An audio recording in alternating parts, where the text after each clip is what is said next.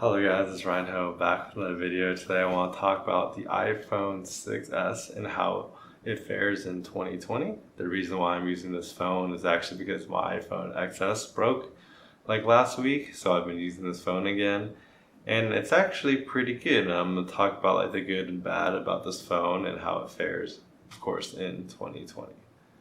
So the first thing I want to talk about this phone is kind of the reason why I upgraded to the XS was because of the battery life. The battery life of this phone is pretty much abysmal. It lasts maybe 2 to 3 hours at most, but it's not that great. If you open like apps, like let's say I'm playing like Pokemon Go, I find it just drains really quickly. Versus when I'm using 10s, I can run Pokemon Go for like hours and hours. I mean, it's just one example, but even YouTube videos or just not even using your phone, just leaving it on idle, you'll have like less than 50%, maybe like 30% by the end of the day, and you didn't even touch the phone, you didn't even use it. So the battery definitely has some, or just the processor and stuff inside is just not up to par with the latest tech. And as well as the battery size is also significantly smaller in these phones than the newer phones as well. So I think all that adds to its very, very poor battery life. And one things I hate about it is because then I have to be tethered to basically a external battery all the time, or be worried that I'll run out of battery when I'm outside, which is basically what I felt like all the time when I use this phone. And now in 2020, it's still the same problem. My battery lasts like 2 to 3 hours and then it's done. So it is what it is. One of the good things about these phones is the home button. Now the home button allows us to have Touch ID again, which is great. Honestly, compared to Face ID, I still prefer Touch ID. It's so much more useful and just better. And especially now where people are wearing masks, Face ID is just horrible. It doesn't work half the time, so you have to put in your password. Versus using Touch ID right now is significantly better as well. So there's one of the things I miss, and there's actually better about these older iPhones than the newer ones. And then of course on that same thing is just having a headphone jack. Even though I have like AirPods Pro now, having a headphone jack is still a benefit of the older phones that we no longer have. So just this is basically I think the last phone that had a headphone jack. So it's really amazing to just have this as an option when you go around or you just want to listen to music. And then one of the things I miss about the iPhone XS is definitely the camera. The camera, I don't even miss having two lenses. Just having one lens is fine. It's just the quality of not only the lens, but more like the processing. So like, I could just see from stabilization, my photos are like shaky. I have to like pay more attention holding my hand still to make sure my photos aren't shaky. The image just doesn't look as good. It's very just muddy.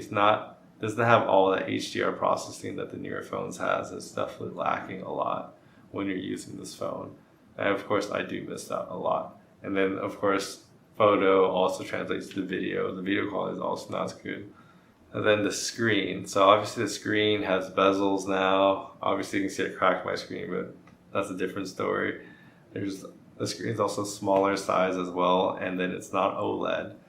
Surprisingly, the OLED part doesn't matter that much, I guess. I mean, it's such a great screen already that it's fine for me. The smallest screen is actually not bad. I actually just like the phone size in general. It just fits so nicely in my hand, and it's very lightweight. Like, it's so much lighter than the modern phones that are just like, there's just so much packed in them that they're heavy.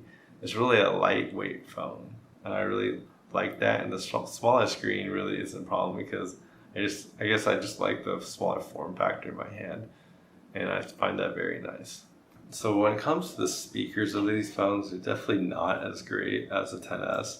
I find the speakers only shoot from the bottom for these holes, and basically if you cover them up, all the sound like disappears.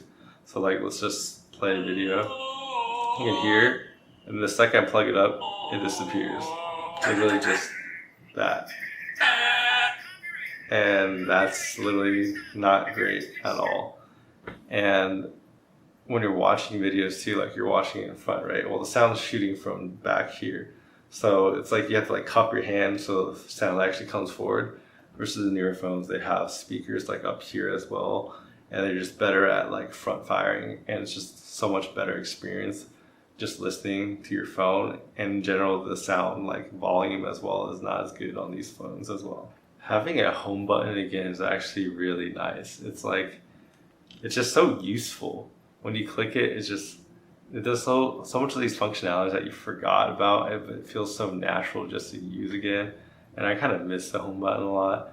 Obviously, the newer phones have different gestures to get around them, but having a home button just makes things easy and like fast and just nice to have. Obviously, they're prone to like breaking, so that's probably one of the reasons why they got rid of it. Slash, they wanted smaller bezels as well, so they had to get rid of it. But it's still nice to have a home button. So let's talk about the speed of the phone. The phone in 2020 is actually really fast. Anything I do is like quick. Like I already talked about Touch ID. It's like instantly. You just put your hand on it and it instantly unlocks. You open up apps like YouTube. It's just quick. Everything is fast. I don't feel like there's a speed difference between this phone and the newer phone. And that's the thing that I always found funny, that they always advertise their phones are faster. It doesn't matter. I feel like the phones have been fast enough for everything I do that it never mattered. Like, it's not like the scrolling slow. This thing is 5 years old and it's lightning fast. Everything it does is top notch. I don't even feel like I'm using a different phone when it comes to speed. So in conclusion, this leads me to the question, is the iPhone 6s worth it in 2020? I think if you could find this phone for under $400, maybe under $300, I would say maybe under $200.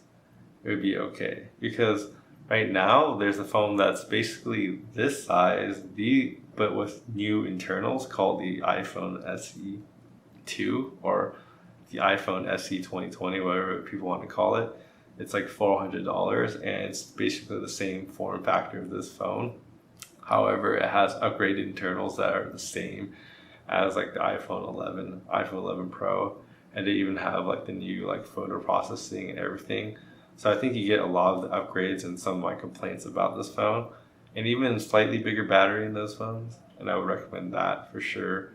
So I think using a phone like this is perfectly fine. Like, people always like talk about the flagships as the best. Of course, there's the best because of flagships, but it doesn't make the other phones not usable or not great or even slow. As a matter of fact, they're all good. They just don't have those extra few features that newer phones have, like, you know, the ultra wide angle lenses. Yeah, I would definitely recommend the 6S if you can find it for less than $200, or just get the iPhone SE. So if you guys like my video, please like and subscribe down below. It really helps me out. And I'll see you guys next time. Bye-bye.